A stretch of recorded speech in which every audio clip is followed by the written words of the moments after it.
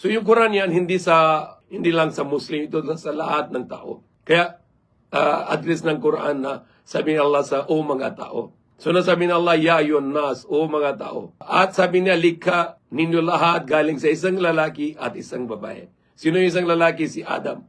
At sino yung isang babae? Si Hawa or Iba. At gagawin niya na yung mga different kinds of people like tribes or nations or people with different languages, yung mga iba-ibang lahi at may iba-ibang lingwahe at iba-ibang tribo. Hindi para sa yapang na yung tribo ko mataas, yung tribo ninyo mababa, or yung lingwahe ko mataas, kayo mababa. Hindi yan ganito. Hindi nalikha ng Allah yung mga tribo, yung mga nations. Para sa identification lang. Ano identification? Halimbawa, meron Abdullah.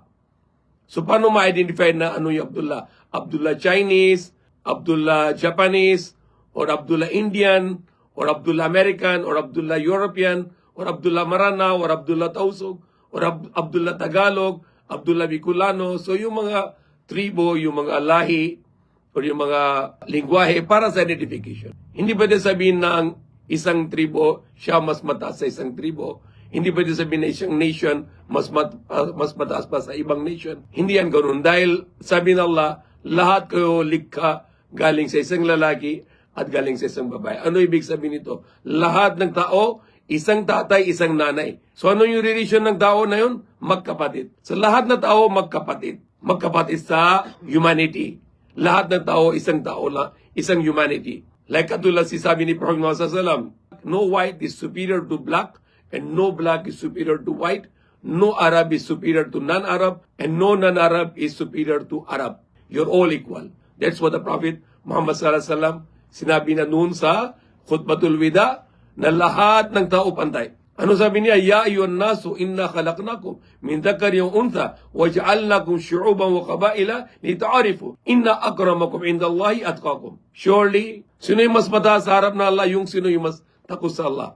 At hindi yung tribo or yung lahi or yung lingwahe or yung kulay ng balat. Walang value na yon. Dahil lahat na tao pantay, kahit white, kahit black, kahit Arab or non-Arab, American, Japanese, Chinese, or the local Filipino people, all the people are equal. There is no one is superior to other human being. Can you say to your brother that my race is better than you? Can you say to your sister that my race is better than you?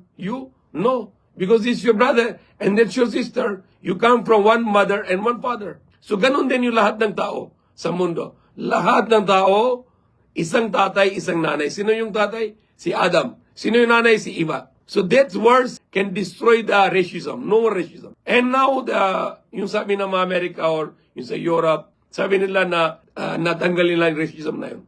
Wala na racism, sabi nila. Hindi totoo. Yung racism na yun is the nationalism. Ano yung ibig sabihin ng nationalism?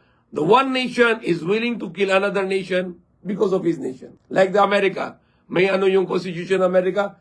The American can even drop the atom bomb to any country to protect their own nation. Why we not think about, we are human nation. Filipino, Chinese, Japanese, American, Indian, Pakistani, or Arabs, or Middle East, Palestine, Libya. Why we not think that we are all human beings? And we are brothers. We are brothers and sisters in humanity. Why the one nation has to kill other nation? Did you see yung mga dogs? The dogs are not killing other dogs. The lions doesn't kill other lions. Why human kill each other?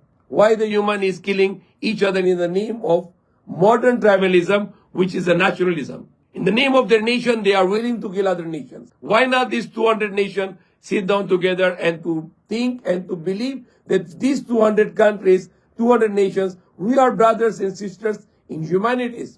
If you say, I can kill other nation because of my nation, but these other nations are also our human brothers. They are also human. So why the laws can make and allow people to kill other nation?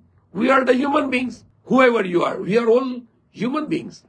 And God give us the superiority over all the creatures. Ano sabi ng Allah? Laqad khalaqal insana fi ahsani taqwim.